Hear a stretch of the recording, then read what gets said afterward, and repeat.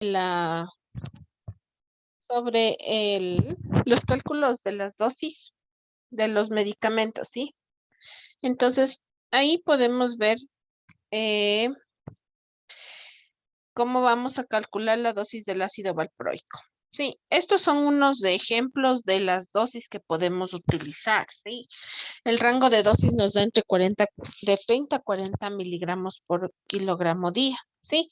Pero eso en relación a cómo el manejo de cada paciente, ¿sí? Porque en dosis inicial vamos viendo las concentraciones de ácido valproico porque hay ciertos momentos en los cuales nosotros vamos a tener que realizar al paciente una valoración de los niveles de ácido valproico, de los diferentes anticonvulsivantes los que vamos a manejar, porque ciertamente a veces hay pacientes que con la dosis que nosotros enviamos no van a controlar sus convulsiones, ¿sí? Entonces, esto nos va a servir para ver si es que nosotros vamos a ir subiendo o a su vez bajando la medicación en los pacientes o cambiando el horario en los cuales vamos a indicar, ¿sí?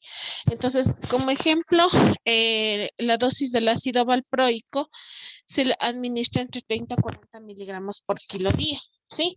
Entonces, ahí les he puesto un ejemplo en el cual vamos a calcular en un paciente que pesa 26 kilogramos. La presentación del ácido valproico es tanto en pastillas como en jarabe, ¿no? Entonces, en el paciente que tiene 26 kilogramos, les he puesto una dosis tentativa que vamos a manejar en este paciente, que es de 40 miligramos por kilo. Tenemos una dosis total en el día de 1040, ¿no? Entonces, esto bueno, eso es dependencia de la indicación médica, pero ahí les he puesto que vamos a enviar a ese paciente cada 8 horas, ¿no? Entonces, ¿qué vamos a hacer? Como esta dosis es al día, vamos a dividir la dosis en 3 y nos sale una dosis de 346 miligramos por kilo dosis, ¿no? Entonces, ¿qué es lo que vamos a hacer? La presentación del ácido valproico que les he puesto ahí es el Valcote que viene en 250 miligramos en 5 ml. Entonces, vamos a hacer una regla de 3 simple y redondear la dosis, ¿no? Nos toca 346, yo le he subido a 350 para redondear la dosis y establecer una dosis más precisa que puede manejar el padre de familia, ¿no? Entonces, los 250 en 5 ml nos toca administrar en este paciente 350. Multiplicamos por 5 y dividimos para los 250, nos sale una dosis de 7 ml cada 8 horas, ¿sí? Eso en cuanto a este paciente que pesa 26 kilogramos, ¿sí? Acá abajo les he puesto un paciente que pesa 36 kilogramos, multiplicamos por los 40 miligramos, que es la dosis que nos indica en el ácido valproico, y tenemos una dosis al día de 1440 miligramos al día, ¿no? Entonces eso vamos a dividir en 3 dosis, suponiendo que este paciente va a manejar sus convulsiones cada 8 horas y le vamos a poner en un horario, bueno, cada 8 horas, ¿no? Y dependiendo cómo manejan las convulsiones. Entonces nos da un resultado de 480 miligramos por kilo dosis, ¿no? Entonces, de igual manera, ¿no? En este caso, en este paciente, nosotros vamos a tener, eh, hay dos posibilidades, ¿no? Entonces, aquí les he puesto la presentación en 250 en 5 ml.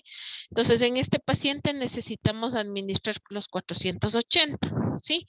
480 multiplicamos por 5 y dividimos para 250. En este paciente de 36 kilogramos nos va a tocar una dosis de 10 ml cada 8 horas, ¿sí?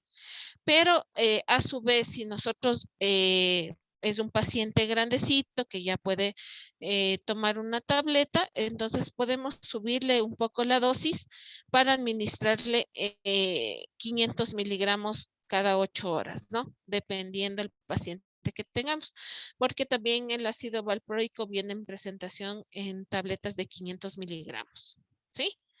De acuerdo con eso, entonces, en los niños más pequeñitos, incluso, em, nosotros podemos ir subiendo la dosis de acuerdo al manejo de las convulsiones, ¿no? Porque en este sentido, cuando manejamos anticonvulsivantes, nosotros debemos hacer controles, si es un paciente de inicio, nosotros vamos a realizar controles semanales para ver cómo está manejando las convulsiones, porque hay veces que nosotros tenemos pacientes que presentan convulsiones de difícil manejo y que incluso vamos a tener que combinar dos o más anticonvulsivantes. Entonces, vamos con una dosis de inicio y vamos subiendo paulatinamente de 5 en 5 miligramos hasta obtener un control adecuado de las convulsiones, ¿sí? Entonces, también tenemos el cálculo de la fenitoína. La fenitoína únicamente cuando es dosis intravenosa, nosotros tenemos la dosis em, de carga, ¿no? La dosis de carga que nosotros vamos a, o de impregnación que se llama intravenoso de 15 a 20 miligramos por kilogramo dosis, ¿no? Pero en el caso de que nosotros vamos a utilizar fenitoína de mantenimiento y por vía oral que vamos a manejarlo en el paciente, entonces ahí sí nosotros vamos a manejar la dosis a 5 miligramos por kilo día, ¿sí? Entonces, de igual manera, las presentaciones hay fenitoína de 100 miligramos en tabletas y el Epamin, que es la fenitoína, que viene jarabe de 125 en 5 ml, ¿sí? Esas son las principales presentaciones que nosotros manejamos. Entonces, como la dosis es pequeña, eh, a veces nosotros podemos manejarlo en estas dos presentaciones, ¿sí? Entonces, en el paciente que pesa 26 kilogramos, vamos a multiplicar por 5 miligramos, que es la dosis que nos indica. En este paciente le toca recibir 130 miligramos por kilo día. La fenitoína, de igual manera como el ácido valproico, podemos manejarlo en diferentes horarios, ¿sí? No hay un manejo adecuado, no hay un manejo establecido de que digamos que este medicamento lo vamos a utilizar siempre cada 12 horas. Hay pacientes que incluso nosotros hemos tenido que manejarlo cada 8 horas, ¿sí? Pero bueno, en cuanto al ejemplo, yo les he puesto aquí cada 12 horas. Entonces, los 130 miligramos vamos a dividir en dos y nos toca 65 miligramos por kilo dosis. Entonces, la presentación en jarabe es de 125 en 5 ml. Los 65 miligramos vamos a multiplicarlo por 5 y vamos a dividirlo por los 125. Entonces, en este paciente nos toca aproximadamente 2.6 ml más o menos. Lo que vamos a hacer es redondear la dosis y vamos a administrarle 3 ml cada 12 horas. ¿Sí? Eso en cuanto a este paciente que pesa 26 kilogramos. ¿Ya? La fenitoína igual nos indica que nosotros incluso en una dosis por vía oral podemos manejarlo hasta 10 miligramos por kilo día, ¿sí? Como les digo, en los anticonvulsivantes no es una dosis estable. Nosotros vamos manejando según el tipo de pacientes que nosotros tengamos, ¿no? Para manejo de convulsiones. Entonces nos da ese rango de dosis máximo para nosotros administrar en el paciente. Entonces, en este paciente nos tocaría 2.6 miligramos. A su vez, podemos utilizarlo 2.5, que no estaría mal, entraría dentro del rango de la dosis, o a su vez redondearlo en los 3 ml cada 12 horas. ¿Sí? Aquí hay otro ejemplo en un paciente que pesa 36 kilogramos, nos toca una dosis al día de 180 miligramos por kilo y esto dividimos a su vez en dos, ¿no? Nos toca 90 miligramos por kilo dosis. ¿Sí? Entonces, de igual manera les he realizado la transformación en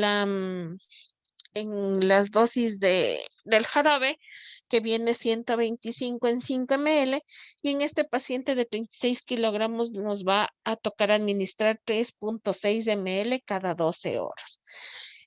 Como en el ejemplo de arriba, podemos redondear la dosis que entra dentro del rango que nosotros tenemos del manejo de dosis de la fenitoína y lo podemos administrar hasta 4 ml cada 12 horas. ¿Sí?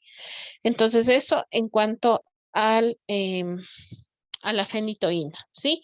Y bueno, las tabletitas ya son en pacientes que ya son más grandecitos, que podemos utilizar una tableta cada 12 horas. Sería un paciente que pesa más o menos unos 45 kilogramos, que nosotros ya podemos administrarlo en tabletas, ¿no?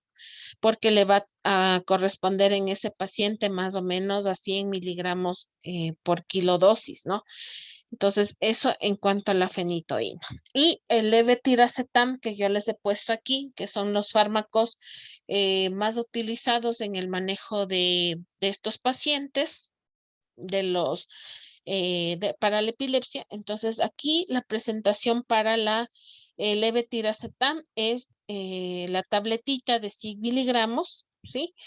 Viene una caja de comprimidos de 30 tabletas, que es el Keppra, y el levetiracetam en jarabe, que encontré la dosis de 100 miligramos por ml, ¿no? El Copodex, que se llama, ¿no? Entonces, bueno, en el paciente, la dosis del levetiracetam, dosis bioral es de 15 a 25, un rango de dosis de 15 a 25 miligramos por kilo día, ¿no? Entonces, en el mismo paciente de 26 kilogramos, vamos a multiplicar, iniciar una dosis de 15 miligramos por kilo día y utilizamos 390 miligramos por kilo día, ¿no? Entonces, de igual manera como los otros medicamentos, nos indica que podemos manejarlo cada 8 horas, cada 12 horas. En el ejemplo que aquí les he colocado, les he puesto cada 12 horas, entonces vamos a dividirlo en dos, ¿no? Sale 195 miligramos por kilo dosis, ¿no? Entonces, como la presentación del medicamento en cuanto al jarabe es de 100 miligramos en un ml, entonces vamos a hacer una regla de tres igual y nos corresponde administrarle en este paciente 1.95 ml cada 12 horas. ¿Sí? En este rango de dosis nosotros podemos darle una dosis de 2 ml redondeando el, el cálculo que nos dio, ¿no? Eh, Eso en cuanto al levetiracetam. Y con el peso de 36 kilogramos, igual les he puesto una dosis de 15 miligramos por kilo día, nos sale una dosis de 240 miligramos y nos corresponde administrarle cada 12 horas, vamos a dividir y nos sale una presentación nos sale una dosis, perdón, de 270 miligramos por kilo dosis. ¿Sí?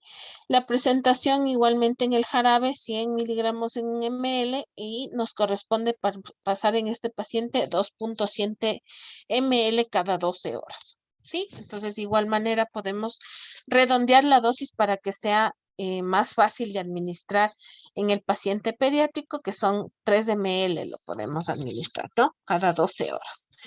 Entonces, cuando nosotros vamos a seguir en contacto con el paciente que utiliza los anticonvulsivantes, nosotros vamos manejando la dosis y ajustándole cada semana hasta lograr niveles terapéuticos que ya eh, ayuden al paciente a controlar sus convulsiones, ¿sí? Y más adelante, porque sabemos que obviamente el utilizar medicamentos anticonvulsivantes pueden afectar a diferentes órganos del cuerpo, en especial por donde se elimina el medicamento. Entonces, para nosotros, y bueno, y también porque hemos tenido casos y hemos tenido pacientes que a pesar de que utilizan 2 o 3 anticonvulsivantes, no controlan las convulsiones. Entonces, una de dos, o el paciente tiene unas convulsiones como les digo, un manejo inadecuado de sus convulsiones o son muy difíciles de manejar y no controla a pesar de los antiepilépticos, y si hemos tenido esos casos, o a su vez no le están administrando la dosis adecuada o no le están dando el medicamento y que por eso nos acude a nuestra consulta y y vemos que no funciona ninguna dosis administrada, ¿no? Entonces, ¿para qué nos sirve ahí nosotros podemos, cómo podemos comprobar estas situaciones especiales? Nosotros podemos solicitar en el laboratorio, se toma una muestra de sangre en el paciente y se manda a analizar niveles de ácido valproico o niveles de fenitoína o niveles de cualquier anticonvulsivante que nosotros estemos utilizando en sangre. Son exámenes especiales que, bueno, no en todos los laboratorios lo podemos realizar, y ahí nosotros comprobamos si el paciente tiene una dosis de ácido valproico o de cualquier anticonvulsivante en sangre, y vamos analizando si el paciente tiene dosis terapéutica, es decir, que el paciente está dentro del rango de dosis que maneja cada laboratorio. Entonces ahí comprobamos que el paciente tiene una epilepsia de difícil control o de difícil manejo. ¿Sí? Que sí tenemos casos especiales que incluso utilizando la dosis máxima y que manejan 2 o 3 anticonvulsivantes, no controlan las convulsiones. Y también hay otros casos en los cuales tenemos niveles bajos en sangre de estos anticonvulsivantes y comprobamos que en realidad la familia es la que no maneja bien o no le da en realidad los medicamentos. Y tuvimos un caso en el hospital que era una niña de 5 años que venía con ingresos a repetición. Ella tomaba carbamazepina y resulta que la mamá era joven, 19 o 20 años creo que tenía la mamá, y la que le cuidaba era la abuelita. Sí, entonces hubo incluso que una intervención por parte de psicología porque era la abuelita la que no aceptaba que su niña, que su nieta era epiléptica. ¿Ya? Entonces, como la mayoría de tiempos la niña pasaba con la abuelita no le administraba el medicamento, ¿sí? Entonces, a nosotros siempre nos mencionaba que no, que ella sí le dé el medicamento, que entonces nos llamaba la atención que la niña tenía varios ingresos por la situación que no controlaba la medicación.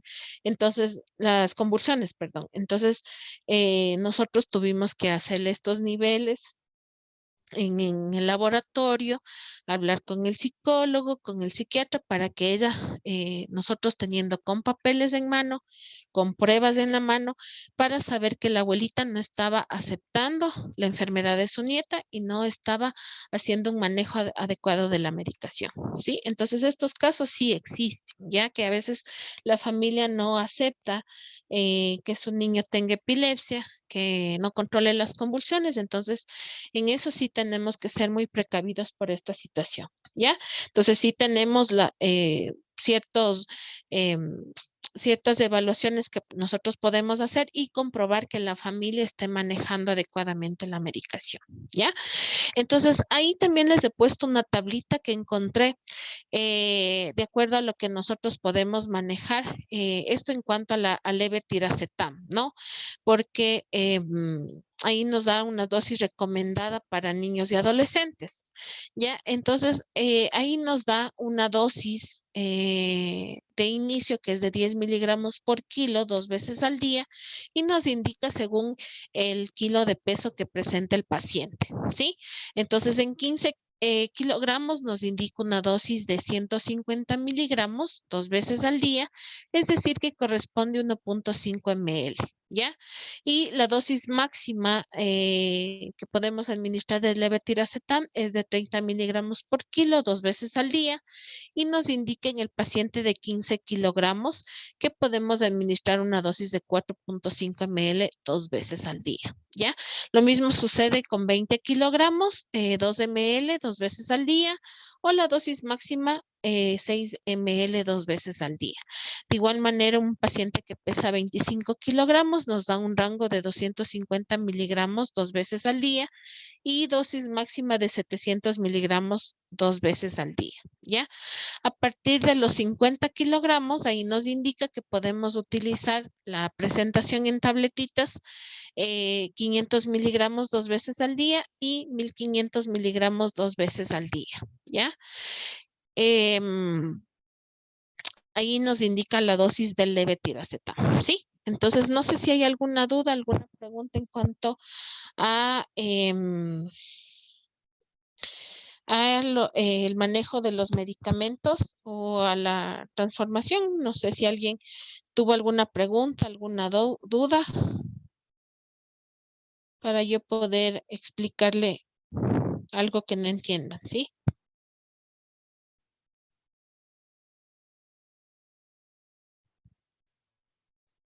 ¿No hay ninguna pregunta? No, No, listo. Entonces, nos vamos con otro tema que es, que les decía que es eh, la epilepsia, ¿no? Que vamos a ver y los estados epilépticos y déjenme buscar dónde están las diapositivas. Ya, entonces, claro lo del manejo, ¿no es cierto?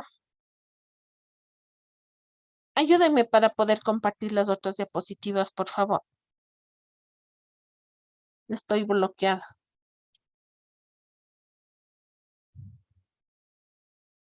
ya, doc. Ya.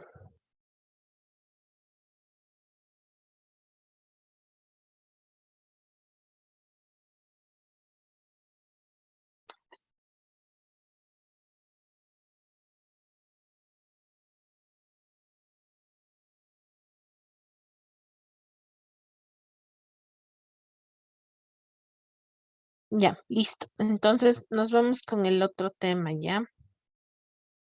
Bueno, luego les comparto las diapositivas uniendo las dos exposiciones, ¿sí? Ya. Sí me escuchan con el micrófono, ¿no es cierto? Sí, doctora. Ya, listo. Entonces, vamos con las convulsiones en sí, ¿no? Las convulsiones no febriles, prácticamente. Ya, entonces las convulsiones son descargas eléctricas neuronales anómalas que tienen diferentes manifestaciones clínicas, ¿no? Con o sin pérdida de la conciencia, ¿sí? Las convulsiones pueden ser sintomáticas o idiopáticas, ¿sí? Entonces, las sintomáticas son desencadenadas por un estímulo transitorio que afecta la actividad cerebral, ¿sí? Y las idiopáticas es ausencia de la relación temporal de algún estímulo que provoque o desencadene o que afecte la actividad cerebral, ¿no? Entonces, la epilepsia es un estado patológico crónico de múltiples etiologías que se caracteriza por la repetición de fenómenos paroxísticos inducidos por una disfunción brusca de las neuronas cerebrales, ¿sí? Estas pueden ser primarias, criptogenéticas o secundarias en su origen, ¿no? Las convulsiones se identifican con epilepsia por ser consecuencia de alguna alteración neuronal del sistema nervioso central, ¿sí? Algo que no es parecido a las crisis febriles que nosotros vimos anteriormente. Entonces, dentro de los datos epidemiológicos, la prevalencia de la epilepsia es de entre 4 a 10 por cada 100.000 habitantes, ¿no? En Latinoamérica la incidencia existe un alto índice entre 14 a 57 casos por cada 1.000 habitantes, ¿sí? La epilepsia es un evento paroxístico más frecuente en la infancia, ¿no? Entonces, tenemos los diferentes tipos de crisis que nosotros podemos evaluar y tener presente en los pacientes que presentan epilepsia, ¿sí? Entonces, nosotros tenemos las crisis de ausencia, ¿sí? Que son ausencias típicas o ausencias atípicas, ¿sí? Las crisis de ausencia, que consisten en lapsos menos de 10 segundos, se pueden observar movimientos simples como parpadeo o muecas, ¿sí? O a su vez en los niños más pequeños, en los bebitos, prácticamente nosotros vemos movimientos como chupeteo, que les mencionaba. Mueven los labios como que están chupando su biberón o el pezón de la madre, y eso puede ser simplemente una convulsión, ¿no? En los niños más pequeñitos. Y las crisis de ausencia también se ha visto en los adolescentes.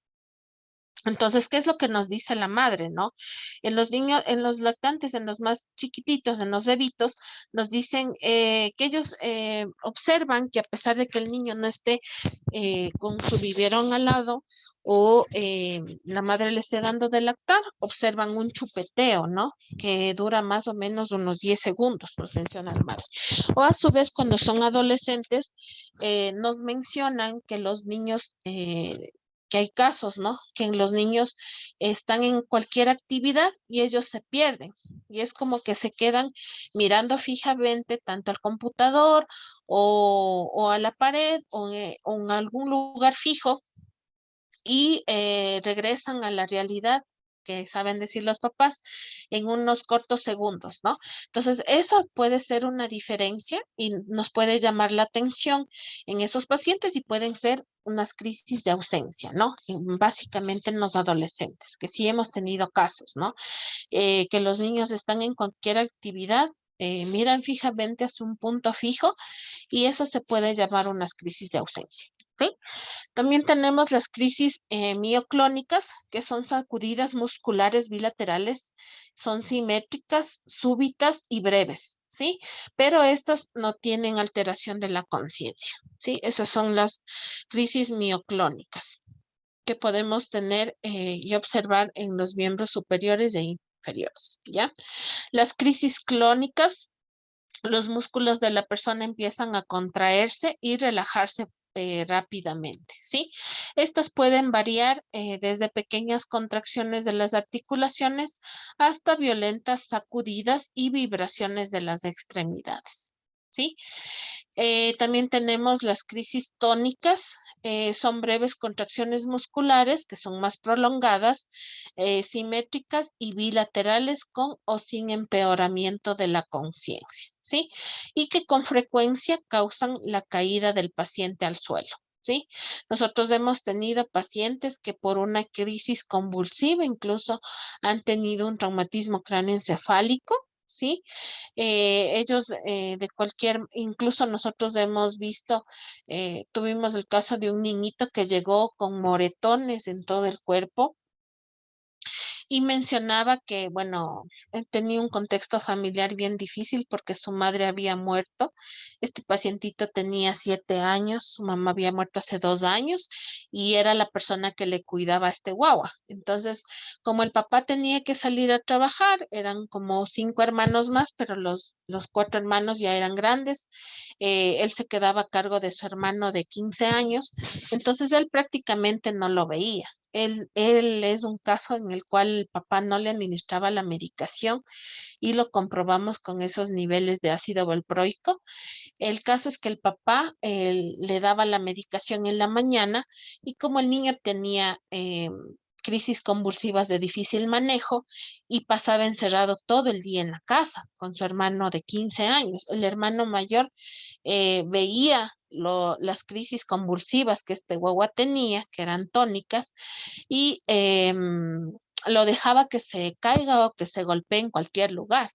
Entonces, cuando nos llegó a nuestra consulta, nos vemos sus moretones y pensábamos y relacionábamos tal vez con algún tipo de maltrato, pero era el caso de que el niño no estaba controlado sus convulsiones y se golpeaba en cualquier lugar.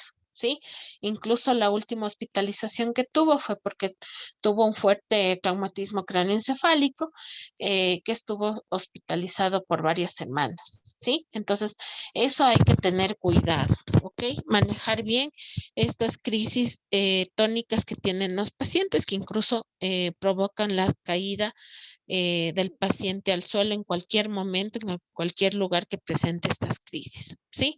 También tenemos las crisis tónico-clónicas, denominada crisis del gran mal, en la cual se produce una pérdida de conciencia brusca, seguida de una rigidez corporal al inicio, que es donde se encuentra la fase tónica, y después presenta unos movimientos rítmicos que son fase clónica, ¿no? Entonces esas son las crisis tónico-clónicas. Y las crisis atónicas, que consisten en una pérdida del tono bilateral y súbito, con o sin empeoramiento del nivel de conciencia y que frecuentemente también causan caídas, ¿sí? Entonces, eso en cuanto a las diferentes crisis que puede presentar nuestro paciente con epilepsia, ¿ya? Entonces, la etiología tenemos en diferentes grupos etarios en los cuales vamos a tener la presencia de estas crisis convulsivas, ¿sí? Entonces, en los neonatos se lo puede relacionar con una encefalopatía hipóxica isquémica y que puede provocar convulsiones, una infección sistémica o del sistema nervioso central, alteraciones hidroelectrolíticas, déficit de piridoxina, errores congénitos del metabolismo, una hemorragia cerebral y malformaciones del sistema nervioso central, ¿sí? Entonces, nosotros, un niño, un neonato que nos venga convulsionando, debemos sospechar principalmente en estas patologías que pueda presentar el niño o que estén relacionadas con sus convulsiones, ¿sí? En los lactantes y niños, obviamente dentro del grupo etario que veíamos las convulsiones febriles, luego de eso, sospechar en una infección sistémica o del sistema nervioso central, alteraciones de igual manera hidroelectrolíticas, intoxicaciones y epilepsia en sí. ¿Ya? En los adolescentes, una supresión o niveles sanguíneos bajos de los anticonvulsivantes, principalmente en niños que ya tienen antecedentes y que ya han sido diagnosticados de epilepsia, un traumatismo cráneoencefálico, una epilepsia, un tumor craneal y las intoxicaciones que vemos a menudo en los adolescentes, ¿no? El alcohol y drogas, ¿sí? Sí tuvimos un caso de un adolescente que tenía consumo de marihuana y que ingresó por convulsiones, ¿no? Entonces hicimos el toxicológico y encontramos, bueno, hicimos todas las valoraciones, ¿no? Descartamos las anteriores, la anterior etiología que nos presentan los adolescentes y le hicimos un toxicológico y consumía marihuana, ¿no? Incluso llegó a tener durante la hospitalización crisis de abstinencia, ¿no? Esto. En cuanto a los procesos que pueden simular las crisis convulsivas, tenemos las cardiovasculares, dentro de las cuales podemos eh, confundir una crisis convulsiva con apneas emotivas, con los síncopes, un síndrome del prolapso de la válvula mitral y arritmias cardíacas. En los eventos del sueño nocturno, terrores nocturnos, pesadillas, narcolepsia o sonambulismo. Y en los cuadros migrañosos, una migraña común, migraña clásica o migraña complicada. Y los trastornos psicológicos, un síndrome de Munchausen, como les hablaba el otro día que tuvimos esa niña que tanto lloraba y se quedaba sin aire y convulsionaba, ¿ya? Y eso era que tenía que ver con la madre que tenía algún problema, ¿no? Que siempre llegaba con esas situaciones y convulsionaba, ¿no? El síndrome de déficit atencional, hiperventilación y pseudoconvulsiones, ¿sí? Entonces, ¿cuál es el estado epiléptico? ¿Sí? Eh, por lo general, las convulsiones que se caracterizan en la epilepsia son de corta duración, ¿no?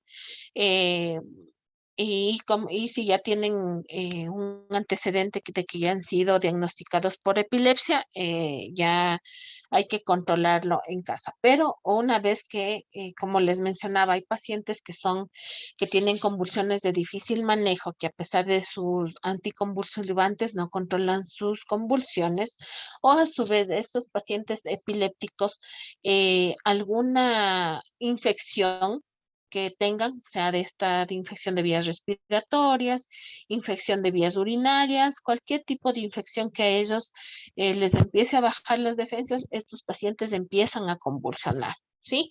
Cualquier enfermedad o patología que presenten los pacientes con epilepsia, empiezan su primer signo, la convulsión. Pero cuando esta ya vienen en estatus epiléptico, se llama cuando una convulsión dura ya más o menos 30 minutos, ¿sí? Esto se da entre las crisis que va a presentar el paciente y no recupera la conciencia, ¿sí?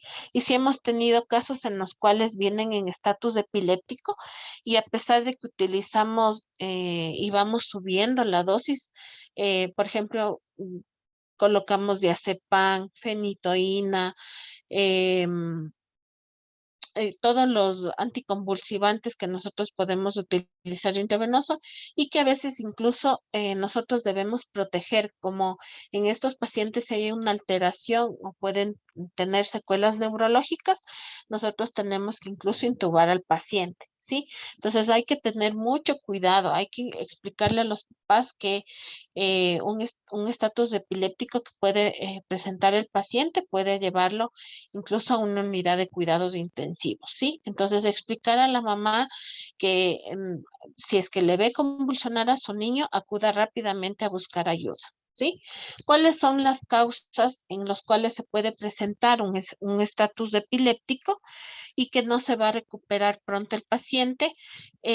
Una de las causas del abandono de la medicación, ¿sí? La toxicidad por drogas, infecciones del sistema nervioso central, y si hemos tenido casos de pacientes que ya son epilépticos y que vienen con infecciones del sistema nervioso central y que son difícil manejo, sí, esos pacientes. Incluso hay pacientes que han quedado con secuelas de parálisis cerebral infantil, en especial estos pacientes que ya son epilépticos y presentan una meningitis, una encefalitis y que han tenido secuelas como un PCI, ¿no? Una parálisis cerebral infantil. Un tumor cerebral, un traumatismo cráneoencefálico, epilepsia refractaria, trastornos metabólicos, una encefalopatía anóxica y metabólica y una intoxicación etílica. ¿Sí? Esas son las causas principales que podemos sospechar cuando un paciente presenta un estatus epiléptico. ¿Sí? Las manifestaciones neurológicas del mal epiléptico, tenemos el inicio del cuadro, que nosotros podemos esperar convulsiones tónico-clónicas, tónicas o clónicas que afectan las extremidades. Pueden existir manifestaciones sutiles que solo presentan movimientos de pequeña amplitud en el rostro, en las manos, en los pies o nistagmos, ¿no? Entonces a veces las madres también nos dicen que vira los ojitos, existe una desviación de la mirada y debemos igual averiguar al paciente cuál fue la duración de estos cuadros repetitivos de convulsiones, ¿sí? Clínicamente inaparente, ciertos pacientes no presentan actividad motora evidente y la detección de las convulsiones interrumpidas requiere del registro del electroencefalograma. ¿Sí? Y un estado dentro de las manifestaciones neurológicas del mal epiléptico está el estado epiléptico mioclónico, en el cual consiste en breves movimientos restringidos de una o más partes del cuerpo, que puede o no haber pérdida del conocimiento y se ve después de una anoxia prolongada. ¿Sí? Entonces, también tenemos las manifestaciones en los diferentes aparatos y sistemas. Dentro de las alteraciones respiratorias, en pacientes que tienen mal epiléptico pueden presentar cianosis, un aumento de la presión intratorácica que disminuye el retorno venoso. En las cardiovasculares va a existir taquicardia o a su vez una bradicardia por descarga vagal. Dentro de los trastornos metabólicos va a existir acidosis respiratoria y metabólica, una hiperazoemia, una hiperpotasemia, hipoglucemia e hiponatremia, ¿sí?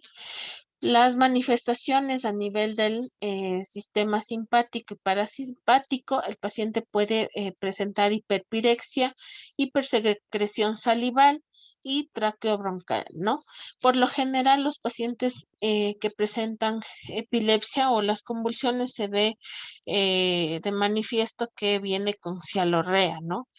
Las anomalías endocrinológicas, una hiperprolactinemia, aumento del glucagón y pleocitosis en el líquido cefalorraquídeo, ¿sí? Entonces, ¿cuál es el diagnóstico para el diagnóstico de esta epilepsia? Nosotros primero la anamnesis, ¿no? La anamnesis, principalmente averiguar a la madre o al padre cómo fueron los movimientos que tuvo su niño. Como les mencionaba, hay crisis en las cuales solamente va a existir ciertos movimientos focalizados y los cuales nos pueden hacer sospechar que el paciente esté convulsionando, ¿sí? Dentro del examen físico, podemos observar en el paciente si presenta alteraciones en los signos vitales que nos hacen sospechar en una sepsis, hipertensión intracraneal, ¿no? En una sepsis al examen físico nosotros vamos a ver una piel tóxica, un color amarillento o amarillo verdínico, en lo cual nos hace sospechar si el paciente puede presentar algún tipo de sepsis.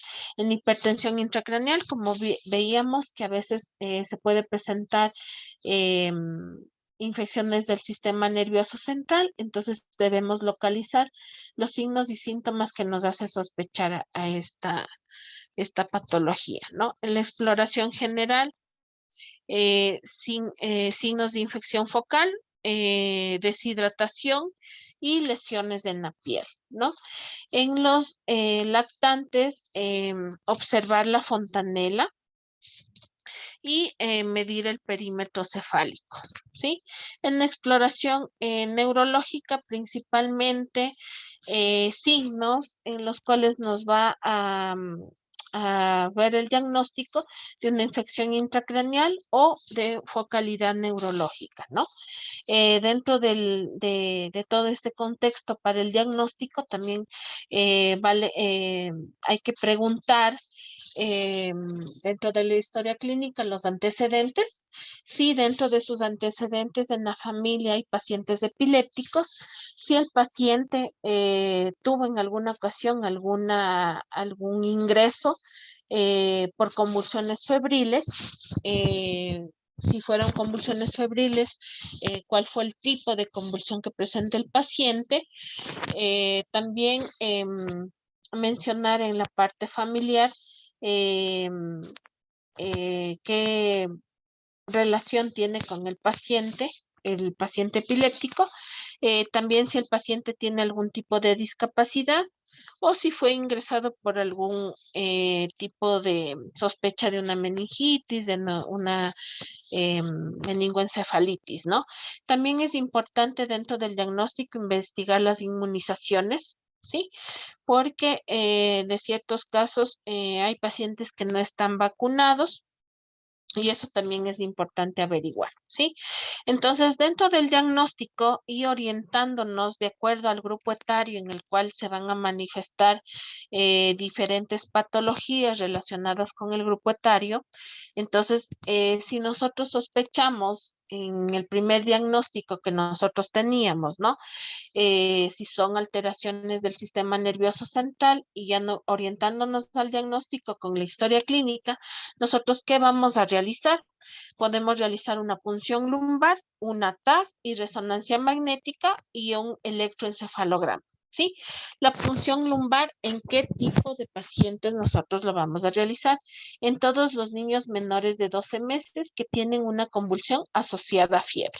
Como hablábamos en la clase anterior, pacientes que no entren en el grupo etario, en los cuales podemos esperar crisis convulsivas febriles, que son en el rango de edad de 6 a 2 a 5 años, y los cuales presentan convulsiones asociadas al fiebre. Entonces, en esos pacientes hay que realizar y sospechar, hay que realizar una punción lumbar sospechando en una infección del sistema nervioso central. Y todos los niños con sospecha de infección intracraneal. ¿Sí? Vamos a valorar de acuerdo al examen físico si nosotros tenemos alteración en ciertos signos neurológicos y tienen focalidad neurológica. Entonces, en esos pacientes, independientemente de la edad por la cual vengan a presentar convulsiones, en esos pacientes hay que realizar una punción lumbar. ¿Sí?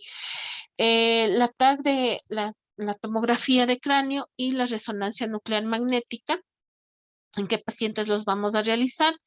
Pacientes que presenten signos de hipertensión intracraneal, una focalidad neurológica, crisis parciales, un traumatismo previo y dificultad para controlar las crisis convulsivas. Como les mencionaba, hemos tenido pacientes con crisis convulsivas de difícil manejo, en los cuales nosotros vamos a sospechar en alguna otra patología que presente el paciente y que por esa razón no controla bien sus crisis convulsivas, ¿sí?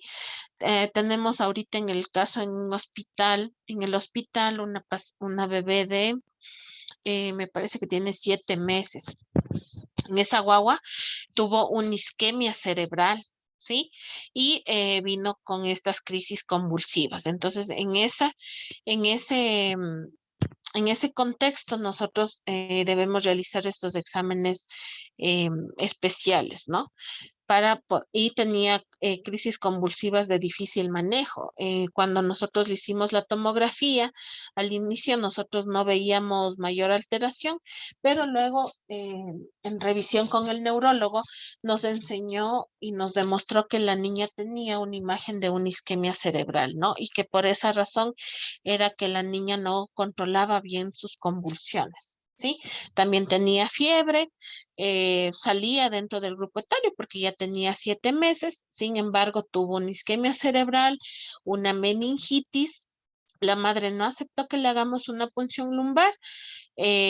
Nunca supimos porque la punción lumbar nos da el diagnóstico preciso de que tengo una meningitis o una encefalitis, pero la madre no autorizó. Sin embargo, esta niña tenía movimientos, bueno, tenía una hemiparesia del lado derecho, pero del lado izquierdo únicamente tenía el movimiento del bracito, ¿sí? Entonces y tenía una desviación de la mirada hacia el lado izquierdo, ¿sí? Entonces la lesión era del lado contrario, ¿no? Entonces en ese caso nosotros sin la autorización de la madre no realizamos punción lumbar, pero luego en la tomografía le demostramos a la madre que ella tenía una isquemia cerebral, ¿no? Y que por esa razón sus convulsiones eran de difícil manejo. Ya, hay una pregunta en el chat en la cual dice, ¿cuál es la mejor, no? ¿La TAG o la resonancia? Bueno, sabemos que en los niños hay que cuidar siempre, hay que ver riesgo-beneficio, ¿sí? Entonces, no en todos los pacientes vamos a pedir TAG o resonancia, solo únicamente en los que necesitan. ¿Cuál es la mejor? Obviamente la resonancia magnética, ¿no? Pero, ¿cuál es el caso? Tanto la TAC como la resonancia magnética sabemos que es mucha irradiación para el paciente, ¿sí? Entonces, en la TAC, por lo general, eh, vamos vamos a investigar primero en qué es lo que necesita nuestro paciente, orientar el diagnóstico, ¿sí? Y obviamente sabemos que la TAG está más a nuestro alcance, porque la resonancia nuclear magnética no en todos los hospitales lo tenemos, o si, o tenemos que referir a otro lado al paciente, y si es que es una urgencia médica que nosotros tenemos que hacer algún examen especial, obviamente debemos ver los recursos que tenemos, ¿sí? Entonces, más que todo la resonancia no se hace porque no está al alcance de nosotros, porque a veces tenemos que referir a otros hospitales y es una urgencia que nosotros debemos hacer. Entonces, no la mejor es la resonancia, pero si no tenemos a la mano, debemos hacer la TAG. Pero en cuanto a la TAG y la resonancia, las dos son una irradiación bastante elevada para el paciente pediátrico, entonces debemos saber y orientarnos a qué paciente nosotros vamos a solicitar este tipo de exámenes especiales, ¿sí? Porque no a todos lo hacemos. ¿Ok? Eso es en cuanto a la talla y a la resonancia, ¿sí? Pero en realidad en el hospital lo que más tenemos es la tomografía y en ciertos casos especiales incluso hemos tenido que llevarlo al paciente a hacerle una resonancia, ¿sí? Pero ya en forma particular. Pero más que todo los dos son riesgos para polirradiación que presentan para el paciente pediátrico, ¿sí? Entonces solamente solicitarlo en casos especiales. La TAG y la resonancia son sensibles para detectar patologías relacionadas con las convulsiones, ¿sí? Y tenemos el electroencefalograma en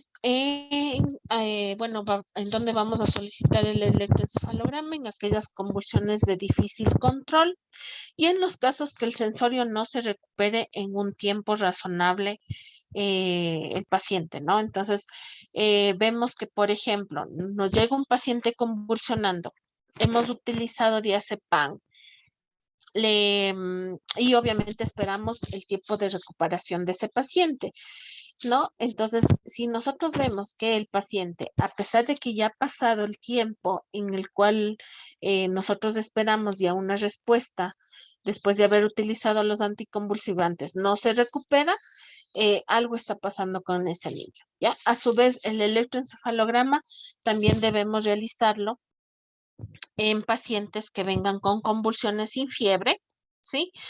Que salga, bueno, dentro del rango del grupo etario y a su vez también pacientes como hablábamos ayer y que era una pregunta del chat, en los cuales nosotros del paciente nos viene convulsionando y aparte de eso tiene antecedentes patológicos familiares, los cuales ya se presenten en la familia una epilepsia y que puede llevarnos a un diagnóstico de que el paciente o el familiar cercano también presente una epilepsia, ¿no? Entonces, esos exámenes diagnósticos nosotros como principales podemos pedir. Entonces, nosotros vamos a tener ciertos criterios de referencia para nosotros evaluar a estos pacientes que llegan con convulsiones, ¿no? Entonces, tenemos los criterios de hospitalización. Se dice que podemos hospitalizar a los pacientes menores de 1 año que presentan una escala de Glasgow menor a 15, datos de hipertensión intracraneal, ¿sí? Bueno, no les estoy hablando de la edad de 1 año en estos rangos, ¿no? Independientemente de la edad, un paciente que tenga escala de Glasgow menor a 15, datos de hipertensión intracraneal, estado general comprometido, un meningismo, signos respiratorios, crisis convulsivas mayor de 15 minutos que sean focales y recurrentes, estatus epiléptico, un niño con fondo de ojo patológico, una recurrencia de las crisis convulsivas menor a de 12 horas y crisis convulsivas parciales. Entonces, todos estos criterios, si lo cumplen algún paciente que llega convulsionando, eh, tiene criterios de hospitalización. Porque hay casos que, por ejemplo, hay pacientes que nosotros ya los conocemos, ya sabemos que tiene epilepsia, ¿sí? Pero, por ejemplo, el paciente llega convulsionando y la madre dice es que está con gripe, está con molestias al orinar. Entonces nosotros en ese paciente podemos observarlo hasta realizarle exámenes, valorar qué patología es la que le está afectando y le produjo estas crisis convulsivas y podemos manejarlo ambulatoriamente. Sí, entonces no en todos los pacientes que llegan convulsionando y que nosotros ya sabemos que tienen un diagnóstico de epilepsia, los vamos a manejar intrahospitalariamente, ¿sí? Entonces eso podemos realizar. Como les dije, tienen, perdón, ¿alguien me pregunta algo? ¿No? Ya, entonces no en todos los pacientes que nos llegan convulsionando, nosotros los vamos a ingresar, ¿sí? Hay ciertos casos que nosotros y ciertos criterios por los cuales nosotros los hospitalizamos. Pero si nosotros ya sabemos que este paciente es conocido, sabemos que los niños que tienen alguna enfermedad o alguna infección, por lo cual al convulsionado, entonces nosotros podemos observarlo, indicarle en ese momento la dosis frecuente que ellos toman y mandarle medicación sobre la patología por la cual vino y manejarlo ambulatoriamente. ¿Sí? Ya, hay también criterios de referencia al neurólogo. Entonces, ¿cuáles pacientes vamos a referir para que lo vea un neurólogo pediatra? Todos los niños que presentan la primera crisis convulsiva, ¿sí? Que sale que las crisis convulsivas que no están en presencia de fiebre. Entonces, todos estos niños deben referirlo al neurólogo pediatra. Los niños que no requirieron tratamiento farmacológico de mantenimiento y que durante la vigilancia presenta recurrencia de las crisis convulsivas. ¿Sí? Es lo que les comentaba, ¿no? Que a veces cierto tipo de pacientes que nos llegan con crisis convulsivas febriles, nosotros, bueno, como fueron a veces crisis convulsivas por fiebre, pero que son complejas, y nosotros hemos enviado, por ejemplo, tratamiento de mantenimiento, pero, ¿cómo les digo? Tratamiento anticonvulsivante, eh, anticonvulsivos, y que lo hemos suspendido, por ejemplo, en la consulta externa. Entonces, si nuevamente vienen a presentar recurrencias en sus crisis convulsivas, ahí sí nosotros vamos a tener que descartar que el paciente tenga otro tipo de patología como la epilepsia, ¿no? Niños que meritaron tratamiento farmacológico de mantenimiento y que durante la vigilancia que nosotros hacemos, como les mencionaba, pacientes que nosotros vamos verificando y aumentando, bajando la dosis de los medicamentos, porque obviamente sabemos que unas crisis convulsivas lo puede manejar la pediatra, ¿sí? Entonces nosotros vamos viendo que enviamos tratamiento farmacológico de mantenimiento, vamos llamándolo cada semana, cada 15 días, a ver cómo van controlando sus crisis convulsivas. Entonces, a pesar de eso, nosotros vamos haciendo exámenes de laboratorio y el paciente presenta leucopenia, plaquetopenia y alteraciones de la función hepática. En ese tipo de pacientes que ya son conocidos y que a pesar de eso presentaron estas alteraciones, ahí sí nosotros vamos a decidir que lo ve un neurólogo pediatra. También pacientes que tengan hipertrofia gingival, sedación, trastornos cognitivos asociados a los anticonvulsivantes y un descontrol de la crisis eh, de que nosotros estamos manejando, ¿sí? Y la referencia a tercer nivel, nosotros vamos a referir al paciente que presenta crisis convulsiva, que presente tumoraciones intracraneales, un estatus de epiléptico refractario en tratamiento y en pacientes que tengan signos de hipertensión endocraniana, malformaciones arteriovenosas, una agenesia del cuerpo calloso, alteraciones ventriculares del sistema ventricular y alteración de la migración neuronal. Entonces, de este tipo de pacientes necesita referencia a tercer nivel, ¿sí? ¿Cuál es la vigilancia y el tratamiento? Sí, la vigilancia, vamos en la búsqueda clínica, si tiene el paciente, cuando ya lo estamos realizando el tratamiento, tiene edema, tiene hepatomegalia o petequias, ¿sí? ¿Por qué razón? Porque los anticonvulsivantes que nosotros vamos a utilizar en el caso de estos pacientes puede provocar alteraciones sanguíneas, ¿no? En especial una disminución de las plaquetas. Entonces, en este sentido, los pacientes empiezan a presentar petequias, púrpuras. Entonces, ahí en esos pacientes vamos a ir vigilando, ¿no? Vamos haciendo pruebas de función hepática, biometría hemática y química sanguínea. Siempre tenemos que hacer esta vigilancia y este control en estos pacientes que utilicen estos medicamentos. ¿Sí? Entonces vamos a hacer un buen control, una valoración del neurólogo pediatra a los 2 o 3 años, ¿no? De que ya ha sido diagnosticada esta patología. Un electroencefalograma y laboratorios para decidir el retiro lento del medicamento en el caso que ya el paciente esté controlado sus crisis convulsivas y el niño que no requiera tratamiento sea vigilado cada 6 meses. ¿Sí? Entonces, si el niño presenta crisis convulsivas, pero todos los exámenes le salieron negativos y no necesitó un tratamiento, debe ser vigilado cada 6 meses, ¿no? Para evitar que se presenten nuevos episodios de crisis convulsivas, ¿sí? Entonces, bueno, el tratamiento, bueno, hasta ahí les voy a dar clases del día de hoy porque mi hija tiene clases, necesita la computadora, entonces el día de mañana vamos a empezar con el tratamiento de estas crisis convulsivas sin fiebre, ¿ya? El día de mañana me preguntan cualquier cosa sobre hasta aquí el tema que hemos visto y mañana les doy el tratamiento y empezamos con encefalitis y meningitis. ¿Sí, chicos? Entonces, por ahora les voy a dar clases hasta ahí, ¿ya? Porque tengo que ayudarle a mi nena con las clases, ¿sí? Ya, doctora, Sí, muchas doctor, gracias. muchas gracias. Gracias, Doc. Gracias, Doc. Chicos. Nos vemos en la clase de uro, por favor.